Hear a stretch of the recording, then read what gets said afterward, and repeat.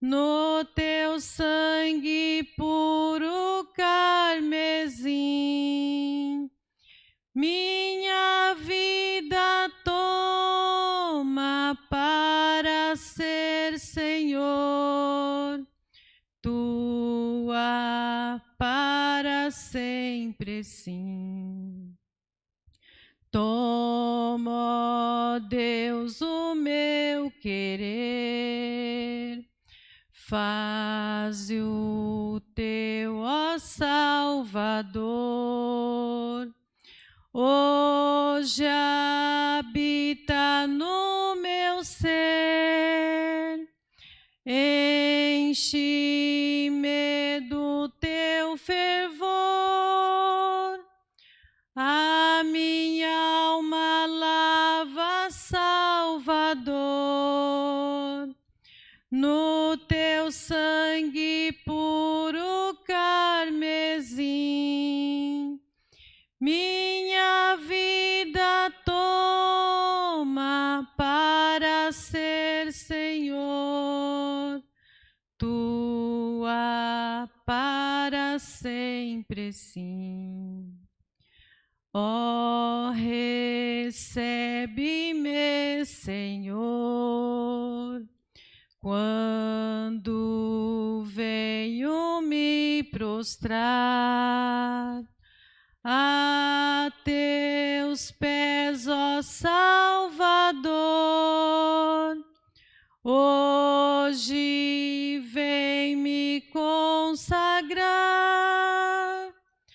a minha alma lava, Salvador, no teu sangue puro carmesim.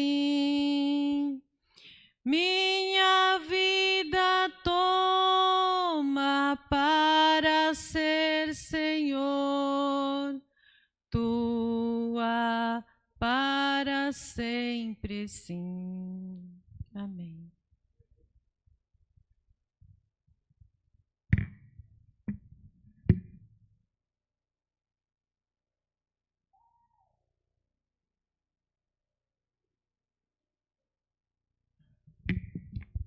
Saúde a todos com a paz do Senhor. Quero ler a palavra em Abacuque. Abacuque, capítulo 3.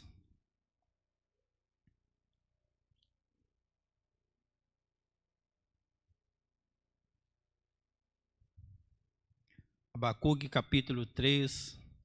Vou ler o versículo 16, 17 e o 18.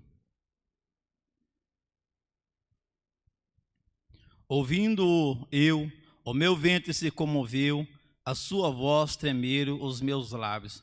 Entrou a podridão nos meus ossos e estremeci dentro de mim. Descanse eu no dia da angústia, quando ele vier contra o povo que nos destruirá.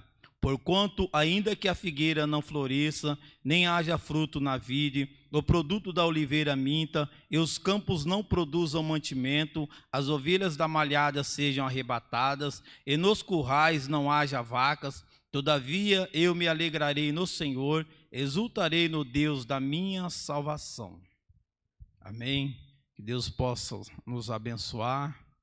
Não temos nenhum pedido de oração, mas vamos...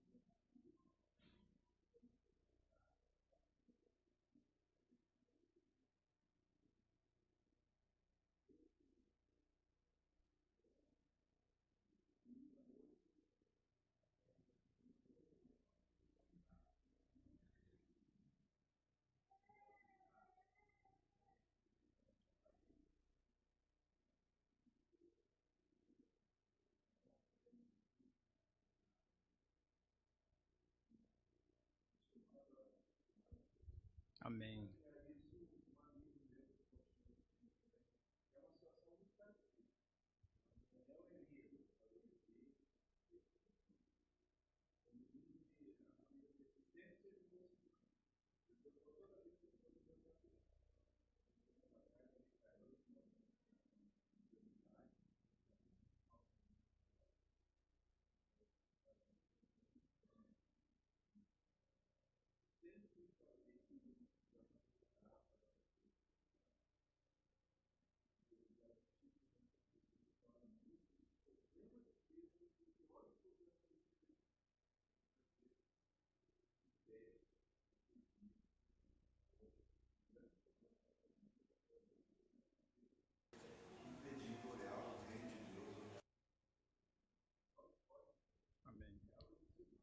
Amém. Santo Deus, em nome do teu unigênito Filho Jesus Cristo, ó Pai amado, quero rogar a Ti que neste momento o Senhor incline os Teus ouvidos para nós, para os Teus servos que aqui estão reunidos, segundo a Tua palavra, Senhor, meu Deus e meu Pai, que veio ao Teu servo, Senhor, dando a ele, Senhor, a alegria de estar na Tua presença, de Te servir e Te seguir. Assim eu rogo, Senhor, por nossas vidas, pela vida dos Teus servos. Pai, quero rogar, Senhor, pela vida do Simar Barbosa. Tu conheces, Senhor, meu Deus e meu Pai, a vida dele, Tu conheces as necessidades. Eu peço que o Senhor estenda as Tuas mãos para curar. Eu peço a cura divina, a restauração da saúde, da força, do vigor dele, meu Pai. Visita-o naquele leito de enfermidade, em nome de Jesus Cristo. Pai, teu servo aqui que está pedindo oração, meu Pai. Eu peço que o Senhor entre com a providência, dando a ele, Senhor, a solução para os seus problemas, dando a ele, Senhor, graça, meu Deus, pela tua misericórdia. Olha, Senhor, pelas essas vidas, Senhor, que necessita da tua cura, necessita da força, do vigor, restaurando, Senhor, na vida de cada um. Assim eu peço, ó Pai, em nome de Jesus Cristo, que o Teu Espírito Santo esteja sobre nós, e esteja sobre os Teus servos. Santo Espírito, venha falar conosco. Santo Espírito, venha falar com a Tua igreja. Santo Espírito, venha renovar a Tua igreja. Santo Espírito, venha operar o impossível na Tua igreja, e dai-nos mais graça, mais e mais de Ti, pois Tu és o nosso consolo, o nosso guia. Em nome de Jesus Cristo, assim te pedimos. Amém.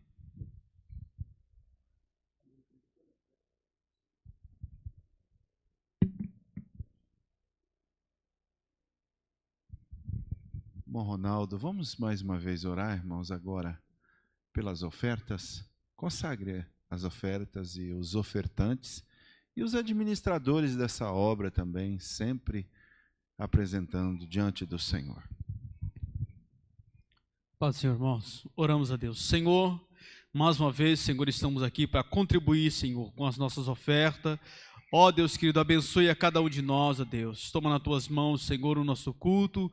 Ó Pai, a nossa adoração, ó Senhor, como oferta neste momento. Em nome de Jesus, ó Deus, abençoe Teus filhos. Abre as portas, Senhor. Ó Deus, supre as necessidades, Senhor, que enfrentamos. Em nome de Jesus eu te peço e já te agradeço. Amém.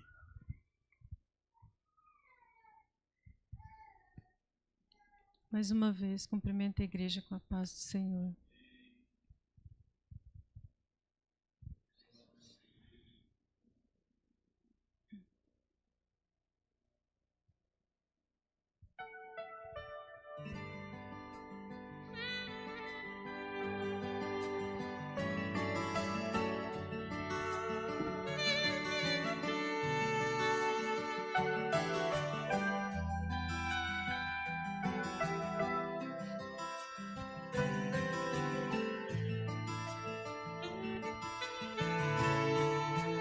Pra te adorar, Senhor, te dar o meu louvor. Quero me prostrar, vou me derramar aos Teus pés, Senhor. O meu vaso de alabastro quero lhe oferecer. Me humilho aos Teus pés, porque santo Tu és. Vem meu louvor receber. Sou pequeno e tão falho, não mereço teu amor, mas eu sei que mesmo assim o Senhor cuida de mim, um tão pobre pecador. Purifica as minhas vestes com teu sangue remido. Me ajude a ser fiel, eu quero chegar no céu e te abraçar, Senhor, pra te adorar, Senhor, te dar o meu louvor. Quero me prostrar, vou me derramar aos teus pés, Senhor. O meu vaso de alabastro quero lhe oferecer.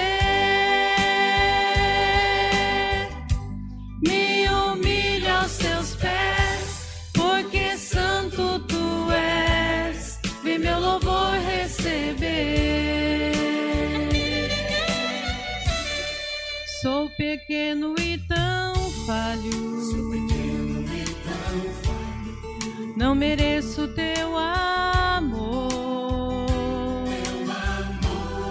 mas eu sei que mesmo assim o Senhor cuida de mim, um tão pobre pecador.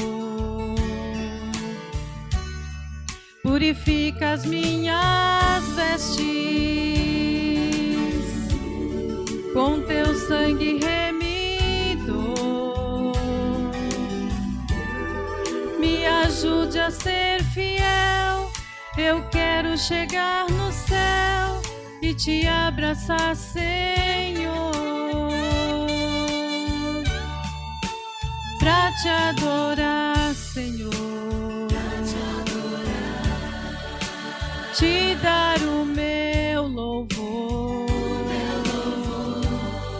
Quero me prostrar, vou me derramar aos teus pés, Senhor.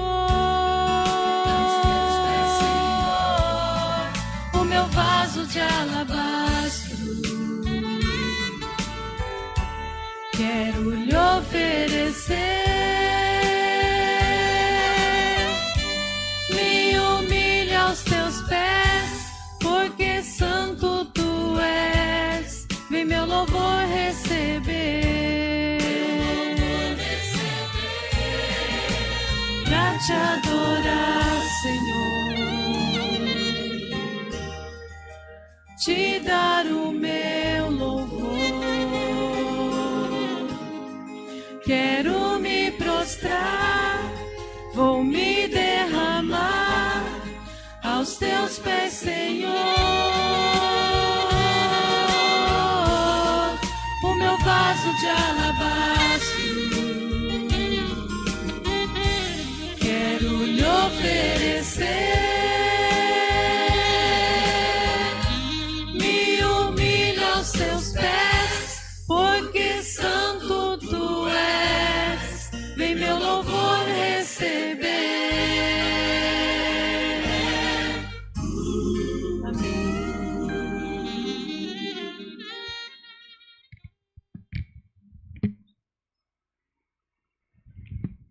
Como é bom saber que o Senhor recebe o nosso louvor, né?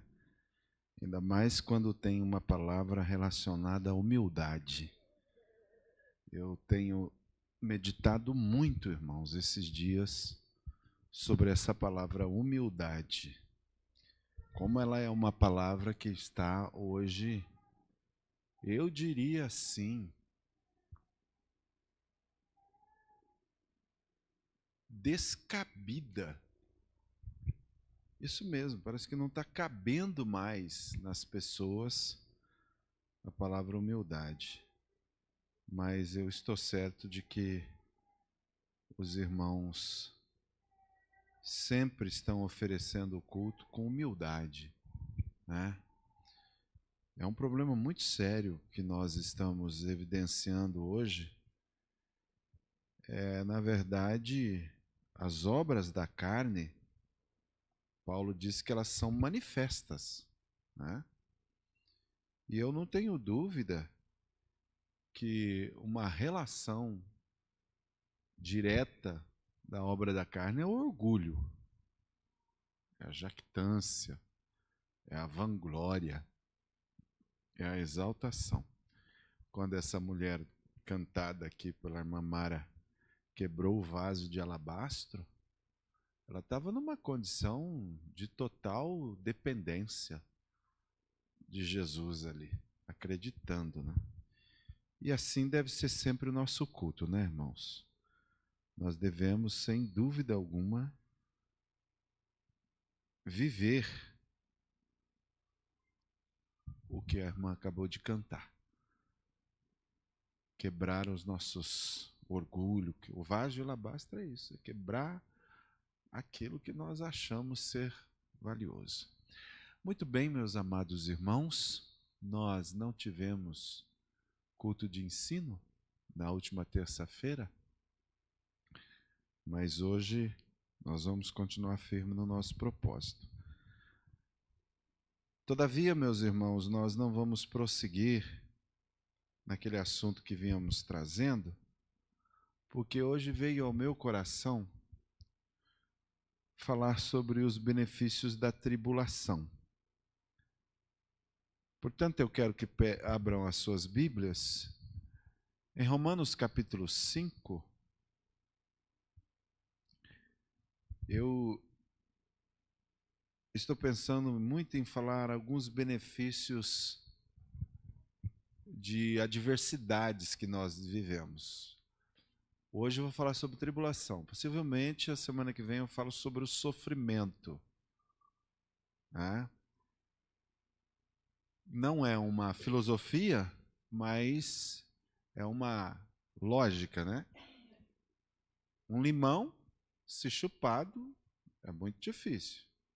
Inclusive, provoca todo o comprometimento do esmalte do dente. Mas uma limonada é muito gostosa, né? Então alguém diz assim, se a vida te deu um limão, faça uma limonada. Isso aí é tirar benefício das coisas que, às vezes, aparentemente não são boas. E é isso que eu quero falar um pouquinho nessa noite. E olhando um pouco para a vida de Paulo. Portanto, vamos ler Romanos capítulo 5. Vamos ler até o versículo 5. Queiram ficar em pé, por gentileza, assim, os irmãos que puderem, eu entendo perfeitamente que a vovó está cuidando do netinho ali, né? E, enfim, os que puderem. Tendo sido, pois, justificado pela fé, temos paz com Deus por nosso Senhor Jesus Cristo, por meio de quem obtivemos acesso, pela fé, a esta graça, na qual estamos firmes e nos gloriamos na esperança da glória de Deus. Não só isso, mas também nos gloriamos nas tribulações, porque sabemos que a tribulação produz perseverança, e a perseverança um caráter aprovado, e o caráter aprovado esperança. E a esperança não nos decepciona, porque Deus derramou o seu Espírito em nossos corações por meio do Espírito Santo que Ele nos concedeu. A tua versão talvez diga no versículo 3, e não somente isso, mas também nos gloriamos nas próprias tribulações, sabendo que a tribulação produz perseverança, e a perseverança experiência, e a experiência esperança. Queiram então, meus irmãos, tomar assento agora. Não feche a Bíblia.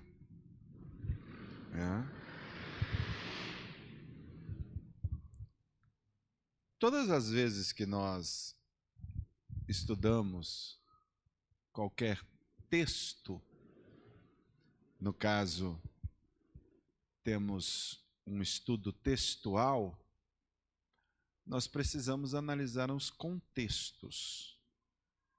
Nós sabemos que Paulo, até aqui, no capítulo 5 de Romanos, ele vem levantando uma tese. Qual é a tese? Tese é que todo ser humano necessita de justificação. O que é justificação? É o ato de ser declarado inocente ou sem culpa. Justificação é um termo forense, jurídico. Quando então o juiz diz absolvido, então ele está livre de qualquer condenação. O apóstolo aqui, a partir do versículo 18 do capítulo 1, se você quiser recapitular comigo, porque é uma noite de estudo, diz que a ira de Deus é revelado nos céus contra toda impiedade e injustiça. Quer dizer, todo ser humano sabe que Deus não aprova o pecado. Então, do céu é revelado. Deus não aceita o pecado. Quando você olha, então, no capítulo 3, versículo 20, você lê ali que ninguém é declarado justo diante de Deus. No versículo 20 agora, do capítulo 3. E está escrito, não há um justo, nem um sequer. E os irmãos, observando e lendo a palavra do Senhor, vão perceber que a partir do versículo 10, então até o versículo 20 do capítulo 3 agora, vocês vão ver a descrição desse injusto. Diz que ele não busca Deus, no versículo 11. Diz que ele se desviou e tudo que ele faz é sem um propósito útil, é inútil. Você quer ver? Uma dessas relações é que pessoas nascem, morrem, trabalham e não sabem nem por que trabalhou. Vive a vida, não sabe nem por quê. Por que eu preciso trabalhar? Puxa vida, então ele se torna inútil, inútil. Porque se a gente só trabalhar para comer, que sentido tem? Né? Se trabalhar só para se vestir, que sentido tem a vida? Né? Então diz o texto que eles se tornaram inúteis porque se desviaram de Deus. Então a descrição desse homem é que ele não consegue fazer o bem, termina o versículo 12. E a garganta dele, quer dizer, o que ele fala, é semelhante a um sepulcro aberto. Então não há um justo, nenhum sequer. E eles cometem todos esses tipos de injustiças, que está dizendo aqui, inclusive, que a língua deles é peçonhenta, produz veneno através das palavras. Assim é o ser humano. Né? E diz o versículo 14 que a boca dele está cheia de amargura. Né? E diz o versículo 15 que eles são rápidos para fazer coisa que não presta. Né? Apressado para fazer o mal. Né? Diz o versículo 16 que os caminhos deles são marcados por desgraças. Né? Diz o versículo 17 que eles não conhecem o caminho da paz. Diz o versículo 18 que os olhos deles são tão malignos que eles nem mesmo sequer conseguem olhar para uma coisa boa e ver a beleza daquilo. Portanto, está aí no versículo 20 que ninguém é declarado justo, ninguém. Então, Paulo, ele vem trazendo essa tese. Como é que o ser humano pode ser justificado diante de Deus? E aí no versículo 21, o versículo 21 do capítulo 3, irmãos, é o versículo divisório, é o mais importante para se dividir o texto do contexto. Quando ele diz mas, todas as vezes que você lê na Bíblia a palavra mas, você deve parar um pouquinho, porque vai contrastar as ideias. Quer dizer, até aqui vem trazendo que o homem não é justo diante de Deus. Mas agora se manifestou a justiça que provém de Deus. Independente da lei, porque ninguém consegue dizer, eu sou cumpridor de toda a lei. Não mereço nenhuma multa. Diante de Deus eu nunca tropecei. Deus não vai me multar em nada, não. Se no trânsito a gente é pego aí direto, né? Só misericórdia de Deus. Viu, Roseli? Agora que você vai dirigir bastante, né? Toma cuidado. É? Se nós falhamos, né, na vida como cidadão, imagine diante de Deus. Diz então que não há esse justo. Independente de qualquer coisa, irmãos, todos nós somos pecadores. E então aqui está a divisória. Que Deus então manifestou a justiça. Qual foi a justiça? Você vai ler que aquele que não conheceu o pecado se fez pecado por nós. Ele tomou todas as nossas injustiças.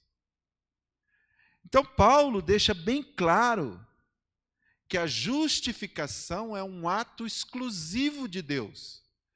Deus quis, então, a partir do versículo 21 até o 31 aqui, foi Deus que tomou a iniciativa de nos declarar justo, perdoado.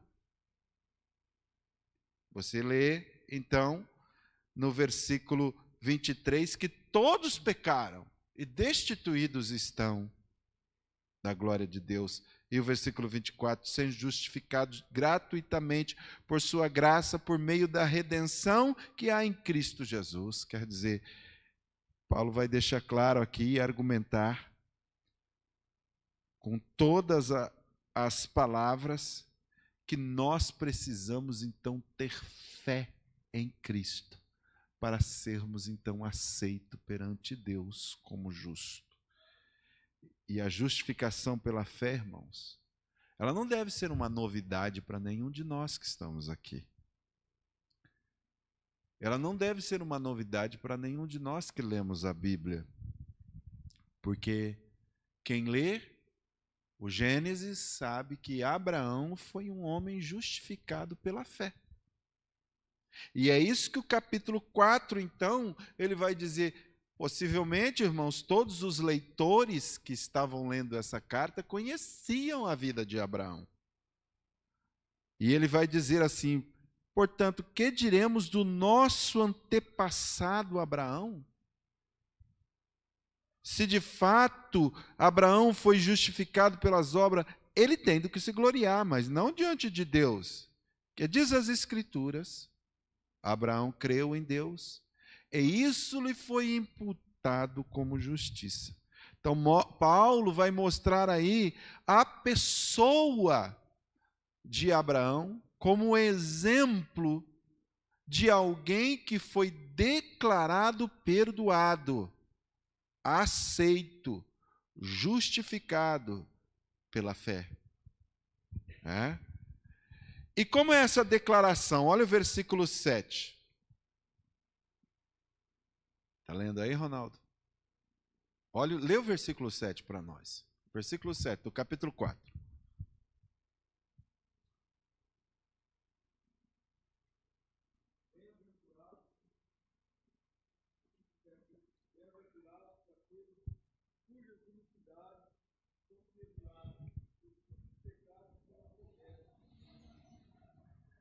Você já pensou?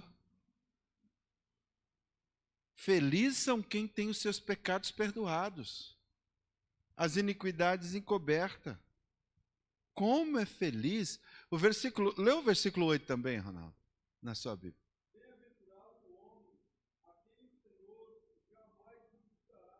Já pensou? Já pensou? O senhor já pensou, irmão Jonas? Deus disse assim para você: você não tem nenhum pecado. Que bom, né? Até, mano, nós somos falhos. Mas diante de Deus, por causa de Jesus Cristo, já são cobertos todos. Isso aí, então, é justificação, irmão. Então, vamos analisar, irmãos. Em primeiro lugar, a justificação, ela é um ato declaratório de Deus. É Deus que declara. É Deus que diz assim: não tem mais nenhum pecado. Então, logo, tem razão de começar o capítulo 5, justificado pela fé, temos paz com Deus. Temos paz. Você já pensou? Que gostoso, que maravilhoso, que glorioso. Deus olhar para mim e dizer assim: você não tem mais nenhum pecado. E Ele faz isso. E como é que você sabe que Ele faz isso? Porque pela fé, como Abraão. A fé, irmãos, não é para ficar pisando em sal grosso, não é para ficar... A fé, irmãos, é muito mais. A fé é saber que Jesus Cristo veio aqui e morreu pelos meus pecados. É essa a nossa fé. É essa fé que justifica. Não é essa fé que é fé para ganhar dinheiro. Eu vou lá na loteria fazer uma fezinha. Não, não é essa fé, não. É a fé de saber que nós temos uma garantia de que Jesus Cristo, então, é justificado pela fé. Então, a justificação, ela não é um processo, ela é um ato.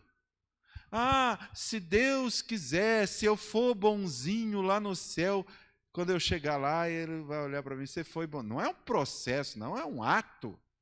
É você crer e ponto. É um ato. Deus já fez tudo por nós. Então, Ele nos declara justo em base da justiça de Cristo. Por quê? Porque Cristo cumpriu toda a lei. Portanto, a justificação é algo que Deus fez por nós. Que Deus realizou por nós. Agora, a justificação, ela precisa ser recebida. Justificado pela fé, temos. Calma lá. Eu tenho essa carteira? Tenho. Ela é minha. Ela é roubada? Não. Então, eu estou tranquilo. E o dinheiro que está aqui? É meu. Se bem que tem pouquinho, pode ficar tranquilo. O que é a palavra temos? Então, a justificação, ela além de ser um ato declarado por Deus, ela é uma possessão. Se você tem, é teu. Você percebe que você tem o perdão de Deus na sua vida? Amém? Então, é teu. Esse é o valor que você tem. Ele diz: temos. Justificado pela fé, temos. Eu não fico preocupado: será que essa carteira é minha? Será que esse dinheiro é meu? Eu tenho paz. Agora, se o dinheiro for roubado, a pessoa tem paz? Não. Esse paletó é meu. Eu tenho ele. Esse sapato é meu. Essa calça é minha. Esse óculos são meu. Eu tenho. Então eu fico em paz. Agora, você já pensou você ter uma coisa que não é tua? Você não fica em paz. Então, a justificação, além de ser um ato, ela também, sem dúvida alguma, ela é recebida, ela é uma doação. Você possui. Você tem Cristo. Você tem fé. Agora, aquele que não tem Cristo, Não tem, não anda de valor em valor. Não tem esse valor. Então nós somos justificados, irmão, baseado pela fé. E temos paz no sacrifício de Jesus Cristo. A Bíblia diz, então, que Deus estava em Cristo reconciliando consigo o mundo. O que é reconciliando? É alguém que está de mal um do outro e chega alguém no meio e faz as pazes. Jesus chegou entre nós e Deus e nos trouxe a paz. Pela cruz, pela morte. Aí ele diz, justificado pela fé, temos paz com Deus, por nosso Senhor Jesus Cristo. A justificação é um ato intermediado por nós. Então, esse é o contexto, irmãos. Paz com Deus. A paz, irmãos, é uma bênção maravilhosa. Irmãos, tem gente que não desfruta mais dessa bênção. Não tem mais paz. Paz não é ausência de conflitos. Não. O que está tratando aqui, irmãos, não é um sentimento. É um relacionamento. A paz é um relacionamento que você tem com Deus. Ah, mas eu me relaciono com Deus. Olha aí, Paulo vai dizer assim, olha, eu tenho um relacionamento com Deus, eu estou em paz, eu estou justificado, mas eu também tenho tribulação. Isso é Paulo. Eu tenho tribulação. Aí a pergunta, mas por que tenho tribulação? Olha o versículo 2, irmãos. Ele diz assim, por meio de Jesus Cristo nós obtivemos a fé, acesso à fé pela graça que agora estamos firmes. E nos gloriamos. Calma lá. Você tem acesso à graça. E nos gloriamos. Vamos lá. Paulo, pela fé, acreditava no que ele estava... Isso aqui é chamado Evangelho de Paulo, isso aqui, irmãos.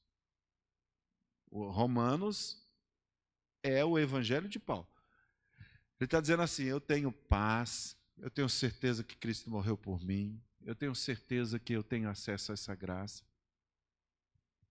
mas eu tenho um espinho na minha carne. Aí ele disse assim para Deus, tira esse espinho. Aí ele voltou e disse para Deus, tira esse espinho.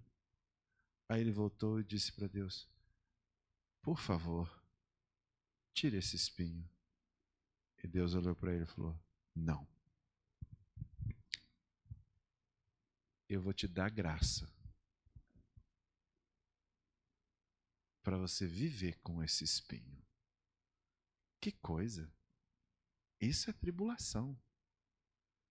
Você tem muitas dificuldades, mas você não tem falta de paz, você não tem falta de alegria, você não tem falta de perdão, você não tem falta de misericórdia. Irmãos, olha, nós podemos passar por essas lutas que a igreja vai passar, mas eu não admito, irmão, confusão em igreja onde eu estou pastoreando. Ah, vamos fazer guerra daqui, vamos... Irmãos, isso é botar a igreja, irmãos, em polvorosa. Eu já falei, se tiver que rachar a igreja, eu sou o primeiro a sair. Eu sou o primeiro, eu não vivo em igreja rachada. De ficar discutindo. Eu aprendi a viver do evangelho. Entendeu? Os administradores, eu não fui chamado nesse sentido. Fui sim, dou apoio para as pessoas, sim. Meus líderes, meus pastores, que foram pastor e presidente. Mas ficar com confusão comigo, dá licença. Senhores, me perdoem se eu decepcionar vocês. Mas é assim que eu penso. Porque, sinceramente, irmãos, mas muito mais que muita coisa, irmão, que a gente está falando aí, eu tenho a minha família, eu respeito um senhor como esse aqui, 90 e tantos anos, meu pai, entendeu? Meu pai, meu avô até, Não, meu avô acho que não. Meu pai. Fica causando. Isso traz... Agora, Deus vai julgar todo mundo. Mas aonde eu sou pastor, eu quero que os irmãos entendam. Eu quero viver em paz, irmãos. Em paz. Em paz. Então, olhando esse texto, irmão, nós vamos entender que a justificação, ela produz algo na gente. Paz. Tranquilidade. Olha, nós temos até um arzinho aqui. Ó. Quanto... E eu não acredito assim as coisas. A vida mexe, as pessoas estão tribuladas. E eu deixo a tribulação, que se não é para mim, então fica com os outros. Chega já as minhas tribulações. Não se atribule não, meu querido irmão. Então, nós vamos olhar hoje aqui um pouco mais sobre essa questão. A tribulação, irmãos, é um processo que ninguém gostaria de passar. Você gosta de passar por tribulação? Eu também não. Porque quando somos atribulados, afligidos, provados, nós sentimos dor. Nós sentimos, às vezes, desespero. Seja no sentido físico, uma doença, você fica atribulado, você fica, meu Deus, eu quero sair disso. Eu quero sair. Às vezes, e isso acontece às vezes comigo, eu perco o sono. Às vezes me dá um apetite exagerado, porque eu fico preocupado. Eu sou diferente de todo mundo, de muita gente, que não come. Eu dá vontade de comer. É uma angústia, sabe? Parece que quando eu fico atribulado, eu vou pegar um melzinho aqui, passar com a manteiguinha num pão, vou tomar um cafezinho, parece que dá... mas é mentira, só para me enganar, aí eu vou engordar. Também acima, olha, eu sou desse jeito. E eu tenho um problema sério, viu? Tenho um problema sério, porque quando eu fico assim angustiado, eu falo assim, não... Aí olha, desconto tanta coisa. Vamos fazer um churrasquinho? Qualquer coisa, vamos fazer um churrasquinho? Porque, então, eu sou diferente de muita gente. Eu quero dizer para mim assim que... Mas eu sei. E o apóstolo Paulo aqui, irmãos, ele não tinha como fazer um churrasquinho. Ele não tinha como, ele estava numa situação difícil. E ele vai dar uns desdobramentos. Ele vai entender a vida como sendo, apesar de termos paz, justificação, estarmos em Cristo, termos acesso a essa graça, que é tudo isso que ele está trazendo até aqui, porque ele já declara que o homem é perdoado mesmo, mas quando ele olha aqui, no versículo 3, ele diz assim, não somente isso, eu não vou me gloriar porque eu sou perdoado, eu não vou me gloriar porque eu tenho acesso à presença de Deus. Eu não vou me gloriar porque eu sou alguém justificado. Não somente nisso, eu também vou me gloriar nas tribulações. Por que ele diz isso? Agora é onde eu entro no estudo. Porque ele vai começar a levantar os benefícios daquilo que parece não ser bom. É o limão, irmãos. É o limão da limonada. O que você pensa que não é bom na tua vida, é bom. Sabe aonde ele vai parar com isso? No capítulo 8, lá, no versículo 28. Esse espaço aqui, entre o capítulo 5 ao capítulo 8, o versículo 28, ele diz assim, sabemos que todas as coisas contribuem juntamente para o bem. Opa! Não é só o amor, a paz que faz bem. A tribulação também tem que fazer bem. E como é que a tribulação faz bem, irmão Nilson? Bom, vamos lá. Você já pensou se a gente não tivesse tribulação? Ninguém queria orar. Olha aí. Na maioria das vezes a gente ora porque o negócio está apertando. E você, quando vê o negócio apertar mais, você ora mais ainda. Então, o que a tribulação produz? Perseverança. Olha aí, versículo 3. Sabendo que a tribulação produz perseverança. O que é uma pessoa, como é uma pessoa perseverante? O que é ser perseverante? Perseverança, irmãos, é a qualidade de alguém que é firme. Aí é que está o negócio, irmão. Veio as dificuldades, por que eu só fiquei firme quando eu estava no bom? Tenho que ficar firme também quando estava no ruim. Olha para Jó. Tudo não estava bem na vida dele? Vamos lá, gente. 10 filhão lindo, filhas e filhos. Gado produzindo de tudo. Leite, queijo, não sei se ele era meio mineiro, se Jó era assim, mas acho que já havia queijo naquele tempo, não sei. Mas enfim, ele tinha muito gado, tinha tudo, camelo, tudo. Ele estava muito bem, irmãos, mas veio a tribulação. O que aconteceu com Jó? Ele foi perseverante. Perseverante, irmão, é a qualidade de alguém que não vai se abalar, vai ficar firme, mesmo nas tribulações. Meus irmãos, nós sabemos que hoje as pessoas não são mais tão constantes, tão consistentes. Parece que as pessoas hoje são molenga. Sabe por que são molenga? O que dá estrutura, irmãos, na nossa vida? Os ossos do corpo de Cristo chama-se doutrina. Por que tem esse número aqui hoje? Porque os crentes já não são mais tão firmes. Salvo exceções, claro, que eu não estou aqui condenando ninguém, nem colocando. Nós sabemos que há pessoas que trabalham, enfim, tudo, mas por que os crentes hoje já não há mais, irmãos, aquelas pessoas perseverantes no quê? E perseveravam aonde? Lá diz, irmão José Alves, lá em Atos capítulo 4, versículo 27, diz, eles perseveravam no quê? Na doutrina. A doutrina. No partir do pão. Nas orações. Eles estavam firmes.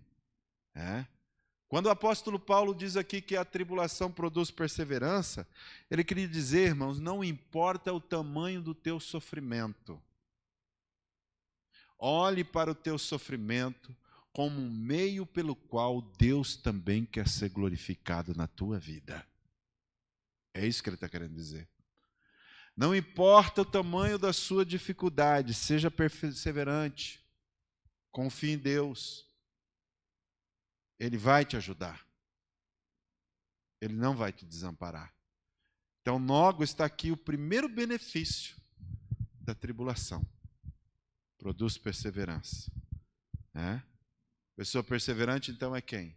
É a pessoa firme. Mas não onde está a base dessa firmeza? Firme em Cristo. Firme nas promessas. Ele é o nosso alicerce. Lembra-se o que ele disse para Pedro em Mateus capítulo 18? Quando ele está ali procurando se assegurar que dizem os homens ser o filho do homem? Que ele ouve dos seus discípulos dizendo, um diz que tu és um dos profetas, Jeremias, Elias, e vós, quem dizeis que eu sou? Olha a firmeza de Pedro, irmão. Tu és o Cristo, o Filho do Deus vivo. Ô Pedro, como diz, né? Você acertou agora, hein, rapaz? Você deu uma dentro agora, hein? É isso aí, Pedro. Mas olha, acho que, não é acho, né? Foi você que falou isso, não. Você foi o Espírito Santo que falou dentro de você. Também, Pedro, sobre esta pedra eu edificarei a minha igreja. Qual é a igreja que está firme, irmãos? É aquela que está na rocha. eu creio em Cristo. Eu vou ficar firme. Irmão, pode arrancar essa placa, pode. Deus me livre, eu não quero nada disso. Mas a igreja que fica firme pode vir. Nós nem experimentamos tribulação ainda, irmãos. Nem experimentamos. E eu estou pensando muito na palavra que Pedro disse: se o juízo começa por nós, como escapará? O quê? O ímpio. Então, Jesus disse para Pedro sobre esta pedra: você vai ser provado, Pedro. Você vai passar por tribulação, mas seja perseverante em mim. Quando veio as tribulação para Pedro, que Pedro deu uma balangada, e Jesus foi lá, ó a rocha chegando lá. Tu me ama? Te amo. Tu me ama? Te amo. Tu me ama? Tu conheces todas as coisas. Tu sabes que eu ainda não estou tão firme assim. Pedro, vou te dar uma nova chance. Apacenta os meus rebanhos. Fique firme, Pedro. Você ainda vai amadurecer e outros te xingirão. Você ainda vai entender mais sobre essa firmeza. De vez em quando a gente não dá umas abaladas? Dá. Aí vem o Senhor para nós: você está firme em mim? Senhor, tu sabe. A pessoa, irmão, que é perseverante, ela é firme. Ela é constante. Ser constante, irmão, não é deixar de vacilar. Errar, irmão, todo mundo erra. Ser constante não é dizer assim: não vou errar mais. Não, errar todo mundo erra. Ser constante, irmãos, é procurar, mesmo errando, mesmo com dificuldade, eu estou ali, eu estou ali, eu estou ali. A tribulação produz perseverança. Ela produz isso. É tempo de nós dizermos para a igreja, irmãos: Deus sabe quem são os perseverantes dessa igreja. Deus sabe. O vento veio, as dificuldades estão chegando. Mas fiquem firmes, meus irmãos, ovelhas de Jesus Cristo. O Pai diz para você: eu te sustento nos meus braços. Eu te sustento com as minhas mãos. Eu te sustento com a minha palavra. Eu nunca tenho te deixado e não vou te deixar. Eu te amparo.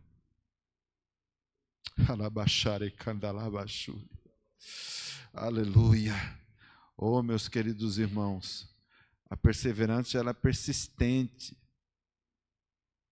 Persistente. Não desiste. 1 Samuel capítulo 1, lá conta a história de uma mulher chamada Ana. Nós ouvimos uma pregação esses dias aqui muito boa. Ela era atribulada por Penina. Que tribulação! Que tribulação aquela Penina promoveu na vida de Ana. Foi atribulada, e a Bíblia diz que ela foi atribulada de espírito. Atribulado de espírito, irmão, é quando a mente da gente, a consciência da gente começa a perder. Meu Deus, parece que eu não tenho mais fé. Isso é a tribulação de espírito. Como parece que você vai perder até a fé. Ela estava passando por um problema gravíssimo. Muito difícil. Dificílimo. Ela não podia ter filho. Diz a Bíblia que ela era estéril. Mas o que aconteceu? Ela perseverou. Ela foi orar. Ela foi orar. Até mesmo o que eu acho de mais lindo naquele texto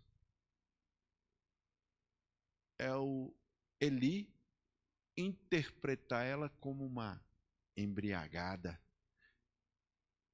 E o que eu acho lindo não é isso. Acho lindo é a resposta que ela dá. Ela não dá uma resposta como muita gente hoje faz em Facebook, faz em WhatsApp, já manda uma, sabe, por qualquer coisa, já manda um sei lá o quê, né? Desqualificando as pessoas. Não, ela deu uma resposta muito bonita. Quando você passar por tribulação, irmão, você não precisa xingar. Você não precisa pegar o WhatsApp, agora eu vou falar mal de todo mundo. E aí tem uns que botam uma lingona bem grande assim, ó. Eu falo, que imagem esquisita, né? Esses dias eu vi uma língua assim, eu falei, meu Deus, vou tirar disso aqui, que deu até uma angústia, porque no meio da língua tinha até uns espinhos assim. Eu falei, gente, tem gente que parece que gosta dessas coisas, né?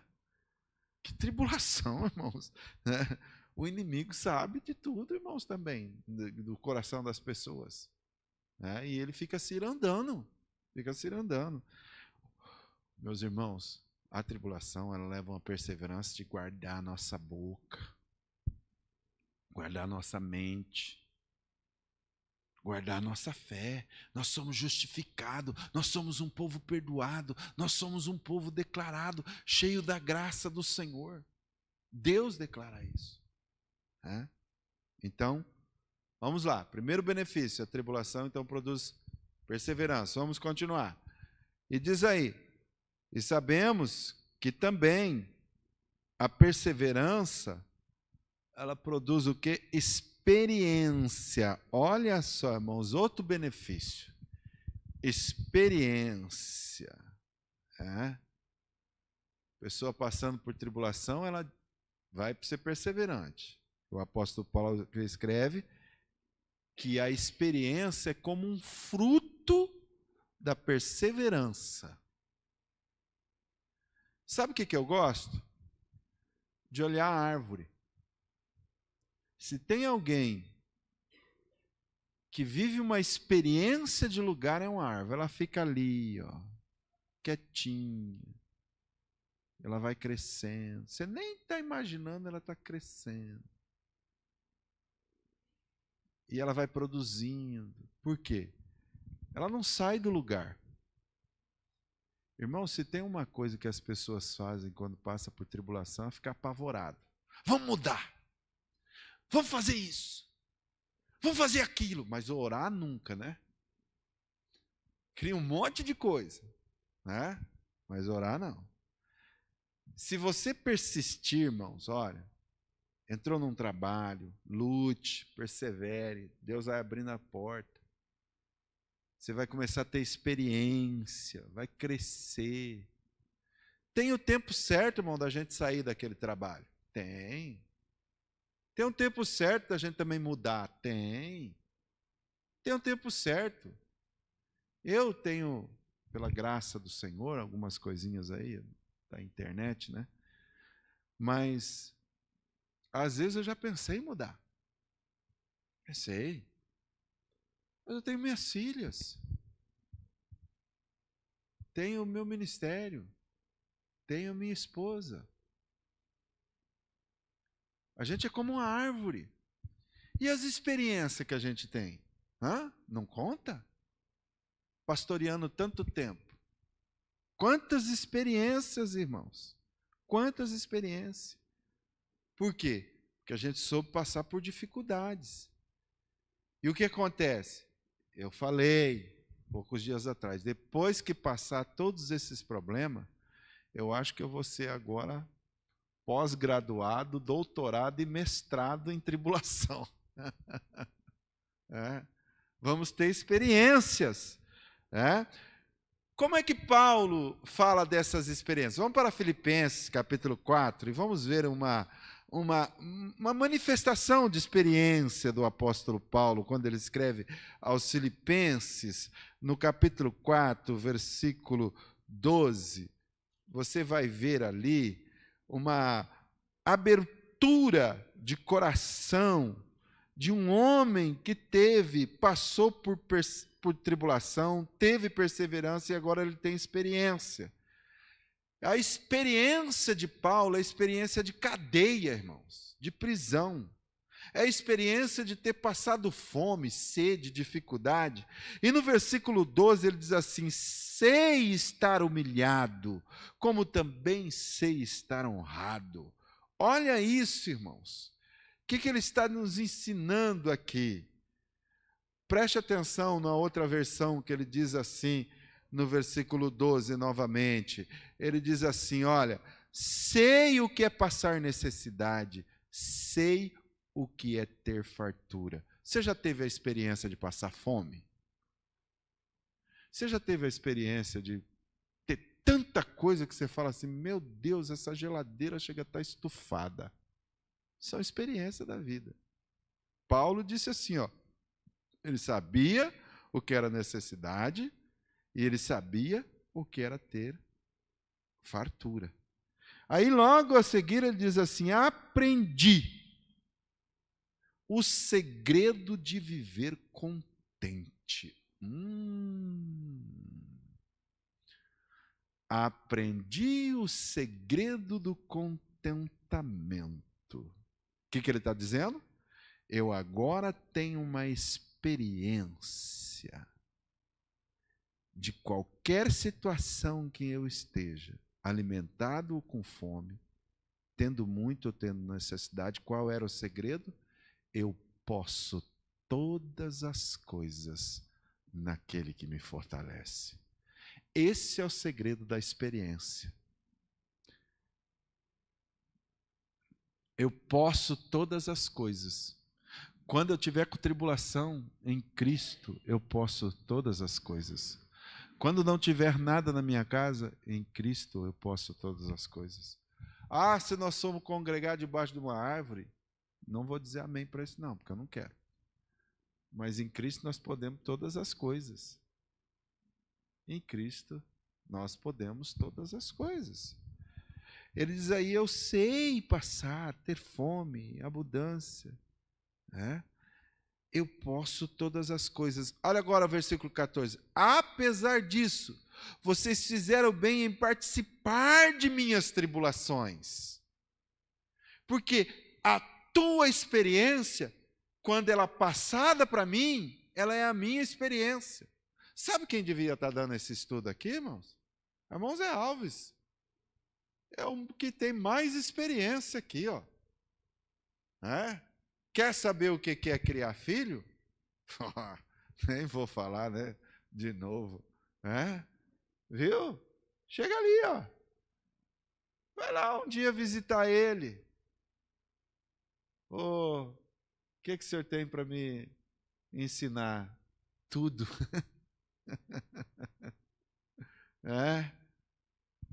Tudo. O Ronaldo disse para mim um dia assim, esse irmão aqui, ó, presbítero Ronaldo.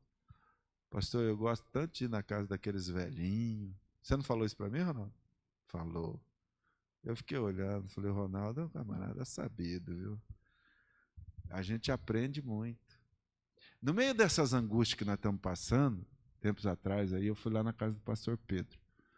Eu falei, pastor Pedro, o que o senhor está achando de tudo isso que está acontecendo? Ele falou, vocês vão ter muita experiência. Eu falei, meu Deus, não precisa mais falar nada. Não precisa falar mais nada. Nós vamos passar por muita experiência. O apóstolo Paulo aqui, irmãos, está dizendo que ele experimentou de tudo na vida. Ele passou por necessidade, por fome, por escassez. Ele foi humilhado, mas ele também foi honrado. Vocês fizeram bem em participar da minha vida, ele está dizendo, da minha tribulação. Por quê? Porque eles abençoaram agora Paulo, de alguma forma, mandando um donativo para ele. Então, o benefício da tribulação é a perseverança e a experiência. Mas tem outro benefício.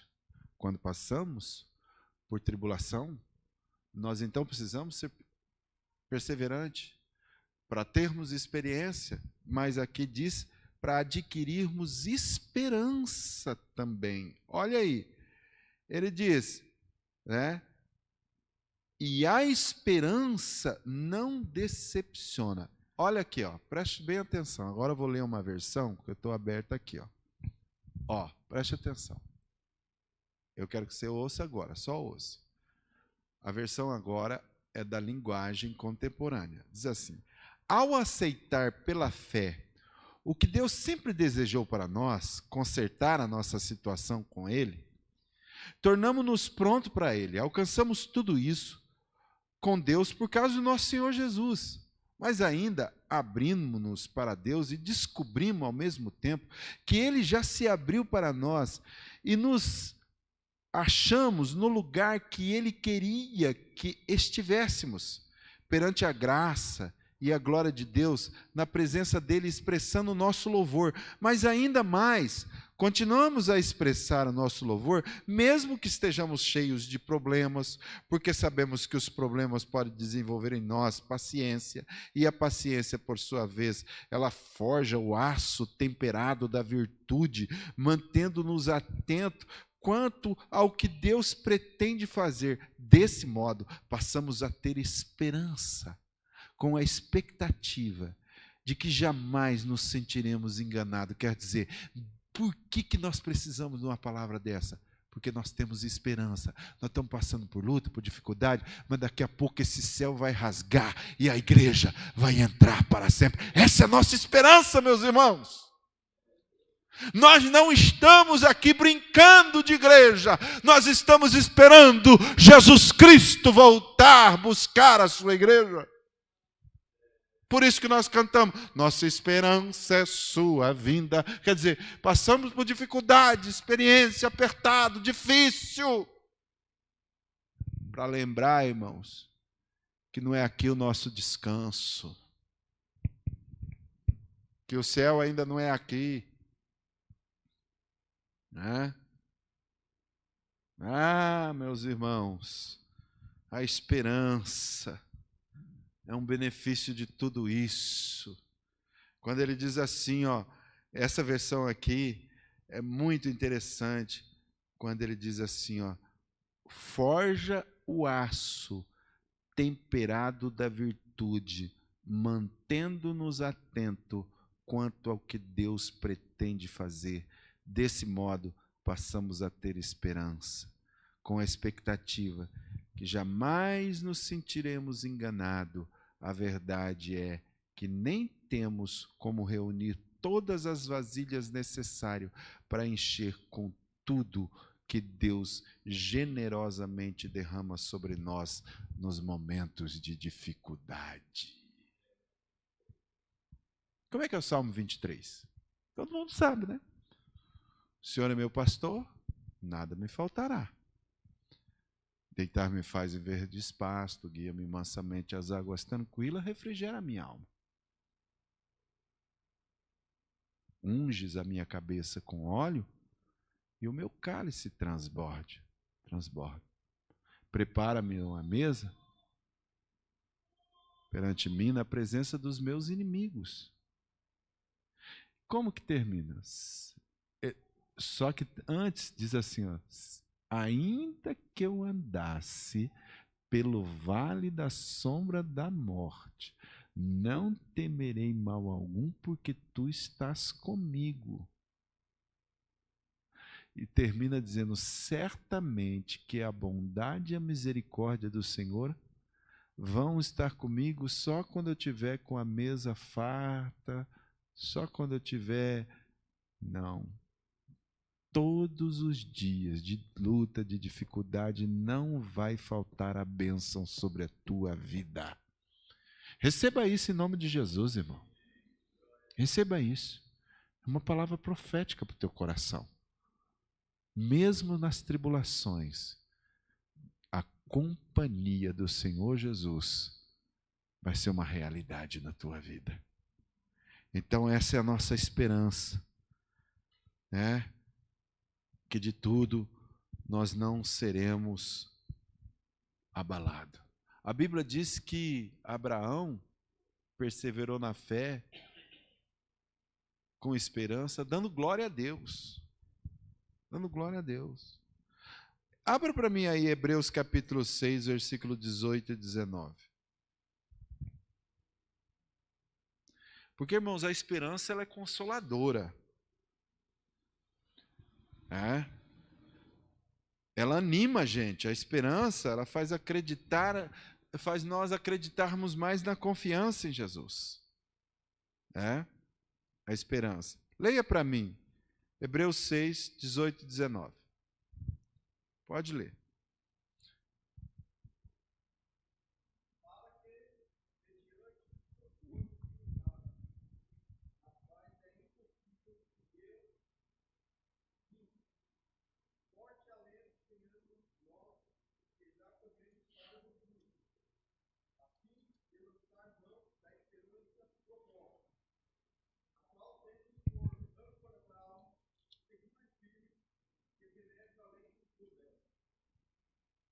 Olha isso, irmão.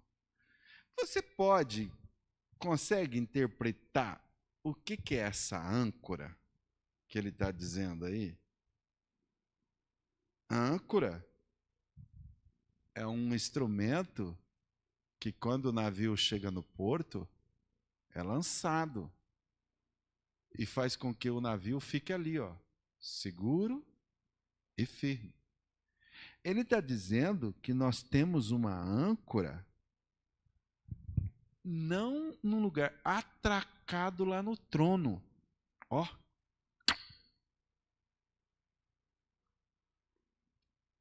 Você percebeu? Versículo 19. Temos essa esperança como âncora da alma firme e segura, a qual adentra o santuário interior por através do véu. Quer dizer, está num lugar. Você não vai se abalar. Vem o vento no navio, ele está com a âncora ali firme. Nada tira-o daquele ponto de sustentação. Nada tira. O versículo 20, nós não lemos. O irmão Tiago, pode ler o versículo 20, irmão Tiago?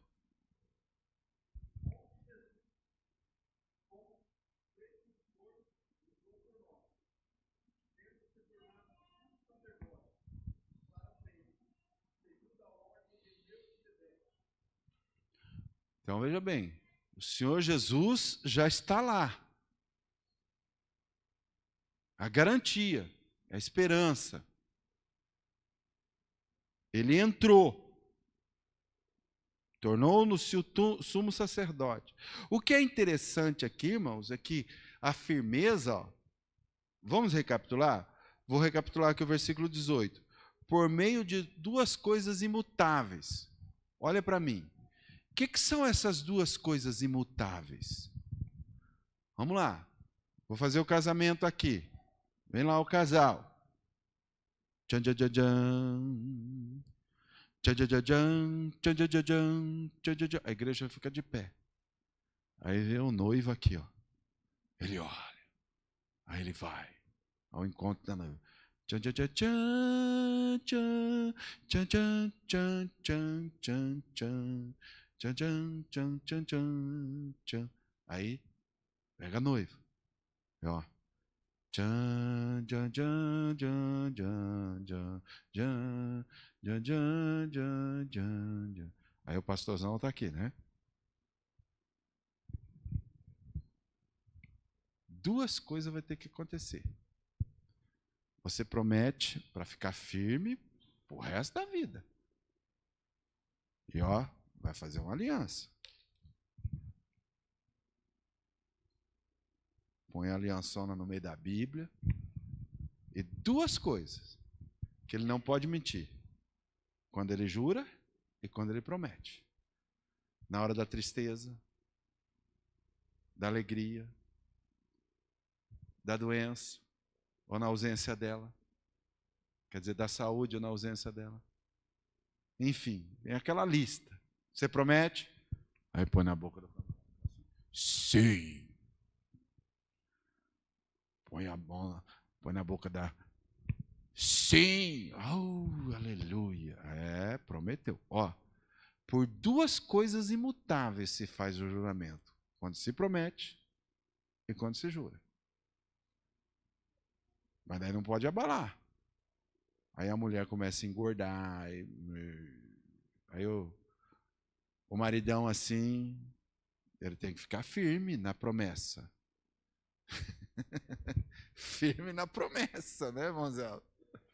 Se não ficar firme na promessa, começa a abalar. Só Jesus para dar graça. Quando Deus faz uma aliança, duas coisas ele faz. Ele jura, ele promete. Quando nós passamos por tribulação, que nós passamos a perseverar, que nós passamos, meus irmãos, por experiência, nós vamos entendendo, irmãos, a gente falha em um monte de coisa, mas Deus não falha na aliança. Olha o quanto que os homens já errou. Não falta comida para o homem, não falta roupa, não falta, porque Deus é fiel na sua aliança. Deus é fiel. Quantas vezes, irmãos, eu já me ajoelhei e disse, Senhor, perdoa-me. Por quê? Porque eu sei que eu tenho uma aliança com Ele. Com a minha esposa, eu tenho uma aliança com ela. Deus livre e guarde os irmãos de pecar. Deus livre e guarde os nossos casais da igreja. Deus livre e guarde, irmãos.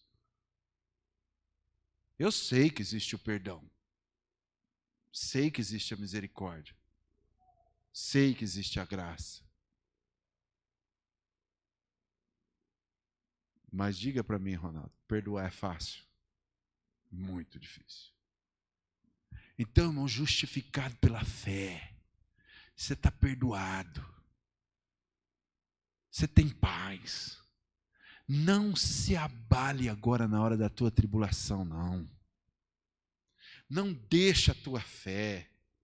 Mantenha firme a tua âncora em Cristo. Mantenha inabalável. Eu quisera falar a toda a igreja esse ensinamento agora, irmãos. Vamos passar pelas lutas. Ela vai ser, num determinado momento, coisa do passado. Porque tudo nessa vida passa. Tudo. Agora, pois, permanece a fé, a esperança e o amor, meus irmãos. Esses três, perseverem em continuar amando, perseverem em continuar tendo fé, mas perseverem em continuar tendo esperança. Fiquem firmes, meus irmãos. Os benefícios são esses. A tribulação, ela traz esta esperança de que Deus nunca vai mudar da sua posição de misericordioso, de bondoso. E qualquer momento desse, eu sei que Deus pode responder à sua igreja e as coisas podem mudar. Mesmo que um homem erra, olha para Sansão, forte, cheio do Espírito Santo, vencia todas as suas batalhas. O que aconteceu com ele? Na coxa de Dalila, nua, com sono, ele entregou o seu segredo. É meus cabelos. E ele não podia contar o segredo. Não podia ser de maquininha, porque não tinha. Vamos imaginar, né? Cortaram o cabelo de Sansão. Ô, Sansão, acorda. Vem vindo aí os filisteus. Sansão levantou. O que aconteceu? Prenderam Sansão. O que aconteceu? Eu acho que arrancaram os olhos dele. Sei que ele ficou cego. Errou. Mas Sansão pediu para o menino assim, olha, me leve na coluna mais importante do templo de Dagon. Chegou na coluna e abraçou a coluna e orou a Deus. Senhor, eu pequei. Ô, irmãos, eu acho tão maravilhosa essa passagem. E Deus deu força para Sansão. E ele moveu, irmãos, imagine mover uma coluna.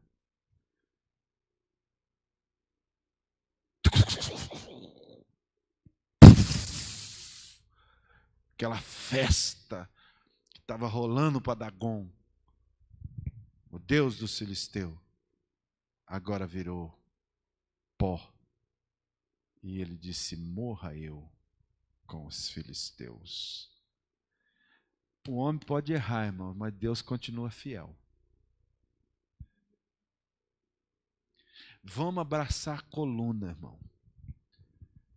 Vamos pedir a força para Deus destruir todos os seus inimigos. Sejam cheios do Espírito Santo e perseverem em orar. Lute, porque Deus ainda é conosco. Você recebe essa palavra em nome de Jesus? Então vamos ficar de pé, em nome do Senhor. Que você tenha novas experiências. Os benefícios das tribulações são esses: permanecer firme, perseverante, insistente, em nome do Senhor Jesus. Vou pedir para que esse homem mais experiente aqui ore por nós e nos abençoe. Aí mesmo onde o senhor está, pode orar por essa igreja, inclusive por mim. Então, oramos ao Senhor. Santo e maravilhoso Deus, nosso querido e eterno Pai, Pai de muita misericórdia e grande poder. Ó bendito Deus, nós ouvimos essas palavras tão maravilhosas. Ó, que aquele servo do Senhor apóstolo São Paulo deixou para nós. Este conselho tão maravilhoso. Continua nos abençoando, Pai.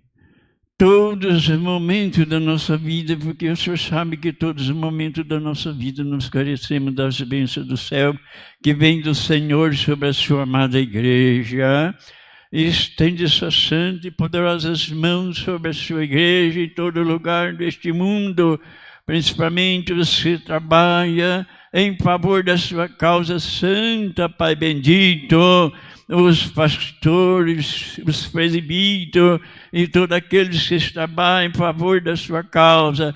Estende suas santas mãos para abençoar, Pai bendito, que nós não podemos fazer nada de nós mesmos, mas o Senhor faz para nós.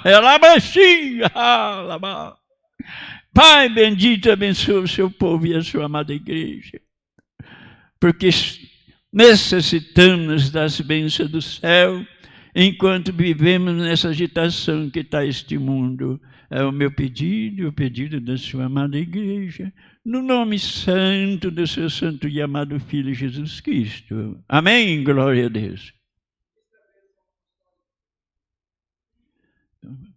E o grande amor de Deus e a graça de nosso querido e amado Salvador Jesus Cristo e a comunhão e a consolação do Espírito Santo esteja com nós neste momento, e nós podemos dizer amém. Louvado seja o Senhor para sempre. Amém.